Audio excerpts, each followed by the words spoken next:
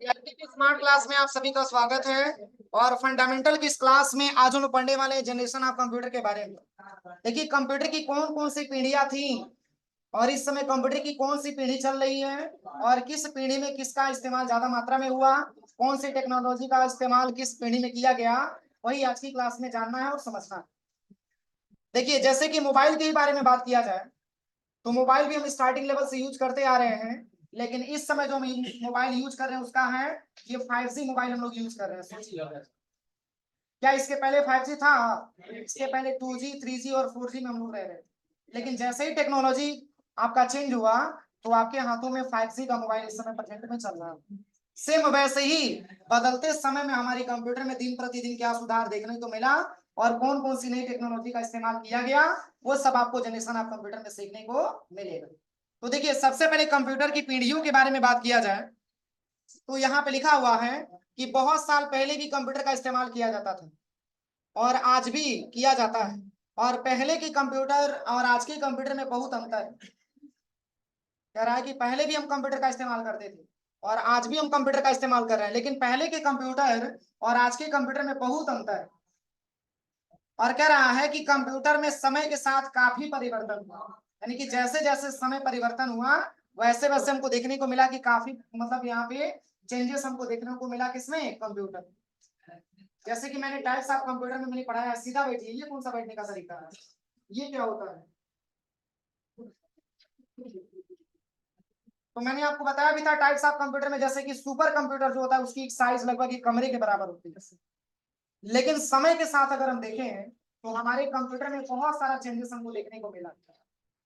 तो यहाँ पे ये बताया जा रहा है, कह रहा है कि आज के समय के कंप्यूटर काफी मॉडर्न और एडवांस देखने को मिलते हैं। अभी प्रेजेंट टाइम का जो सिस्टम आपके पास अवेलेबल है वो काफी मॉडर्न है और काफी एडवांस भी आपको देखने को मिलता है। लेकिन पुराने समय के कंप्यूटर इतने मॉडर्न और इतने जो है एडवांस नहीं हुआ करते। इस समय आप कंप्यूटर में देखिए बहुत सारे फीचर्स आपका दे रखा है, अनेकों फीचर्स आपके कंप्यूटर में दे रखा है जो कि इसके पहले वाले कंप्यूटर में नहीं दिया हुआ है। और फिर यहाँ पे कह रहा है कि लेकिन बदलते समय के साथ कंप्यूटर के क्षेत्र में सुधार हुआ जिसमें काफी समय भी लगा और पहले के कंप्यूटर में आकार में बहुत बड़ा हुआ करता है। ये मैंने अभी आपको एग्जांपल दिया कि पहले के कंप्यूटर सोचिए एक अलमारी के बराबर, जो मैंने आपको पढ़ाया टाइप्स ऑफ कंप्यूटर, एक कमरे के बराबर, लेकिन उसकी अकॉर्डिंग अगर हम बात करें तो अभी प्रेजेंट टाइम का जो सिस्टम उससे तो बहुत ही अच्छा है। बोलिए। तो वही इसमें कह रहा है कि पहले के कंप्यूटर आकार में बहुत बड़ा हुआ करता था, लेकिन आज के कंप्यूटर साइज में भी छोटे होते हैं और इनकी स्पीड भी काफी अच्छी होती है। आज के कंप्यूटर स्पीड में भी सबसे तेज काम करते हैं और प्लस इसकी साइज में भी काफी परिवर्तन हमको देखने को मिला। तो यहाँ पे क्या बताया जा रहा है कि सरल भाषा में इसे समझें तो वह टाइम पीरियड, समय अवधि जिसमें कंप्यूटर की टेक्नोलॉजी का विकास हुआ, इसी टाइम पीरियड को हम जनरेशन ऑफ कंप्यूटर कंप्यूटर की पीढ़ी। इसमें क्या बताया जा रहा है कि वह टाइम पीरियड, समय अवधि जिसमें कंप्यूटर की टेक्नोलॉजी का विकास हुआ, जो नई प्रतिनिधि अगर देखा जाए तो जो नया नया टेक्नोलॉजी का इस्तेमाल किया गया, जो नई नई टेक्नोलॉजी का खोज करके अपनी कंप्यूटर में इस्तेमाल किया गया, इसी टाइम पीरियड को हम अपनी कंप्यूटर में जनरेशन ऑफ कंप्यूटर के नाम से जानते हैं।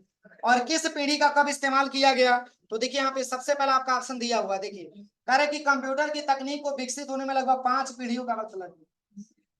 कितना पीढ़ियों का? 5 पीढ़ियों का वक्त लग गया। और कह रहा है कि इसीलिए कि पांचवी पीढ़ियां होती है, इसीलिए कंप्यूटर की पांचवी पीढ़ियां होती हैं जो कि आपके नीचे दी गई। केवल अब समझिए कि कंप्यूटर की विकास होने में, कंप्यूटर में नई नई टेक्नोलॉजी लाने में तो टोटल 5 पीढ़ियों का वक्त लग गया। पहली पीढ़ी में कुछ आपका डिफरेंट आया होगा, उससे डिफरेंट आपका सेकंड पीढ़ी में आया होगा, उससे भी डिफरेंट आपका तीसरी पीढ़ी में आया होगा। मतलब जो समय के साथ परिवर्तन किया गया, मतलब इस परिवर्तन को देखते समय हमको टोटल आज 5वें जनरेशन में हम लोग अभी आए हैं। ये कंप्यूटर की 5वीं पीढ़ी आपकी चल रही है। तो देखिए यहाँ पे लिखा भी है कि पहली पीढ़ी के कंप्यूटर 1940 से 1956 तक चला हुआ और सेकंड पीढ़ी आपका आया वो 1956 से 1963 तक चला हुआ था। और तीसरी पीढ़ी आपका 1964 से 1971 तक चला हुआ था। और चौथी पीढ़ी आपका 1971 से 1985। और कह रहा है कि पांचवी पीढ़ी के कंप्यूटर अभी वर्तमान में आपके पास मौजूद है। ये पांचवी पीढ़ी के कंप्यूटर जो अभी आप यूज कर रहे हैं, ये पांचवी पीढ़ी के कंप्यूटर आपके हैं, जिसमें कि आपको ये खुद अंदाजा होना चाहिए कि इस समय के कंप्यूटर में कितने सारे फीचर्स आपका दे रखा है। इतना सारा सा सारा आपका टेक्नोलॉजी जैसे जैसे आपका आगे बढ़ा है, अभी वर्तमान समय के जो कंप्यूटर उसमें काफी अच्छे से अच्छे फीचर्स हमको देखने को मिल रहा है। तो कई सारा इंटरफेस हमको देखने को मिला। पहली, इसकी स्पीड काफी अच्छी है, और दूसरी चीज कि इसकी साइज भी काफी छोटी है। समझ में आ रहा है ना? वही टाइप्स ऑफ कंप्यूटर मैंने क्या पढ़ाया था कि सुपर कंप्यूटर एक कमरे के बराबर होता है, और तब जाकर के इसकी स्पीड आपकी फास्ट होती है। सोचिए, लेकिन आज की कंप्यूटर हम कंपेरिजन करें तो आज की कंप्यूटर में उसी के जैसा इसमें भी दिया हुआ है, उसी के जैसा इंटरफेस इसमें भी दिया है, पर साइज में दोनों में क्या है, बहुत अंतर है। उसकी साइज एक कमरे के बराबर और इसकी साइज बहुत ही छोटी आपका होगा। तो जैसे यहाँ पे पहली कंप्यूटर के बारे में बात करें तो पहले जनरेशन के कंप्यूटर में ऐसा क्या था और सेकंड जनरेशन में ऐसा क्या आया। तो देखिए इसमें लिखा भी है कि first generation of computer, computer की पहली पीढ़ी। यहाँ पे क्या बताया जा रहा है कंप्यूटर की पहली पीढ़ी की बात, तो इसमें कह रहा है कि देखिए इसमें लिखा भी है फर्स्ट जनरेशन ऑफ कंप्यूटर, पहली पीढ़ी के कंप्यूटर। इसमें बताया जा रहा है कि पहली पीढ़ी के कंप्यूटर साइज में काफी बड़ा हुआ करता था, और कह रहा है कि आप इनके साइज आकार का अंदाजा इसी बात से लगा सकते हैं कि इन कंप्यूटर को रखने के लिए कमरे की जरूरत पड़ती है। सोचिए कितना बड़ा कंप्यूटर ये होता था। ये पहली जनरेशन की कंप्यूटर थी। और फिर इसमें कह रहा है कि पहली पीढ़ी की शुरुआत 1940 में हुई और इसका अंत आपका 1956 में हुआ। और फिर कह रहा है कि इस पीढ़ी के कंप्यूटरों में कांच के बने वैक्यूम ट्यूब का प्रयोग किया जाता था। एक आपका पार्ट था जिसका नाम वैक्यूम ट्यूब दिया जाता था, यानी कि प्रथम पीढ़ी के कंप्यूटर में कांच के बने वैक्यूम ट्यूब का इस्तेमाल ज्यादा मात्रा में किया जाता था। अभी वैक्यूम ट्यूब का हम फिगर दिखाएंगे कैसे होता है। उसी कांच के बने वैक्यूम ट्यूब का इस्तेमाल कौन से पीढ़ी के कंप्यूटर में, फर्स्ट जनरेशन के कंप्यूटर में। और कह रहा है कि इसमें हजारों की संख्या में वैक्यूम ट्यूब का इस्तेमाल किया जाता था। अब बताइए अगर हजारों की संख्या में वैक्यूम ट्यूब कंप्यूटर में मौजूद रहेगा तो क्या कंप्यूटर की साइज छोटी होगी। तो इसमें कह रहा है कि इसीलिए इन कंप्यूटर का आकार बहुत बड़ा हुआ करता है। अब चूंकि हजारों मात्रा में वैक्यूम ट्यूब का इस्तेमाल अगर अपने कंप्यूटर में किया जाएगा और वो भी कांच का बना हुआ था, इसलिए इसकी साइज काफी बड़ा हुआ करता है। एक आपका वैक्यूम ट्यूब वो भी इस्तेमाल होता था आपके फर्स्ट जनरेशन के कंप्यूटर। कोई दिक्कत? अब चलिए सेकंड जो पॉइंट आपका दिया है ये है आपका दूसरी पीढ़ी के कंप्यूटर। अब दूसरी पीढ़ी के कंप्यूटर में क्या आया, तो कह रहा है कि दूसरी पीढ़ी की कंप्यूटर की शुरुआत 1956 में हुई और इसका अंत हुआ आपको 1963 में। और कह रहा है कि दूसरी पीढ़ी के कंप्यूटर में ट्रांजिस्टर का इस्तेमाल किया जाता था। ध्यान दीजिएगा, क्योंकि नई टेक्नोलॉजी लाने का मतलब आपका जनरेशन चेंज हुआ। पहली जनरेशन में वैक्यूम ट्यूब का इस्तेमाल किया जाता था, इससे ये पाया गया कि वैक्यूम ट्यूब हम लगा रहे हैं तो कंप्यूटर की साइज बहुत बड़ा हो जाए, क्यों ना उसको हटा करके दूसरा टेक्नोलॉजी का इस्तेमाल किया है। तो सेकंड जब जनरेशन आया तो वैक्यूम ट्यूब को हटा के ट्रांजिस्टर लगाया। किसके लिए? अगर ट्रांजिस्टर लगाने से दो चीज देखा गया, कंप्यूटर की स्पीड भी बढ़ गई और कंप्यूटर की साइज छोटा भी हो। समझ में आ रहा है ना? अब यहाँ पे क्या लिखा हुआ है कि दूसरी पीढ़ी के कंप्यूटर में ट्रांजिस्टर का इस्तेमाल किया जाता था और ट्रांजिस्टर वैक्यूम ट्यूब के मुकाबले काफी छोटे होते थे। अब बताइए छोटे हैं तो जगह भी तो कम लेगा। और फिर यहाँ पे लिखा हुआ है कि ट्रांजिस्टर के कारण कंप्यूटर का साइज पहली पीढ़ी के मुकाबले छोटा हो गया। और कह रहा है कि ट्रांजिस्टर आने के बाद कंप्यूटर के क्षेत्र में काफी ज्यादा विकास हुआ, यानी कि जब ट्रांजिस्टर का इस्तेमाल सेकंड पीढ़ी में किया गया तो ऐसा देखने को मिला कि हमारे कंप्यूटर में बहुत ही ज्यादा विकास हुआ। एक प्रकार का आपका सेकंड जनरेशन के कंप्यूटर। अब चलिए इसके बाद से कौन सा आता है, थर्ड जनरेशन के कंप्यूटर। अभी इसके बारे में हम टोटल बताएंगे कि वैक्यूम ट्यूब कैसे होता था, ट्रांजिस्टर कैसे होता था, ये पूरा अभी हम फिगर आपको दिखाएंगे ताकि आपको समझ में आ सके। अब चलिए इसमें तीसरी पीढ़ी के बारे में बात करें।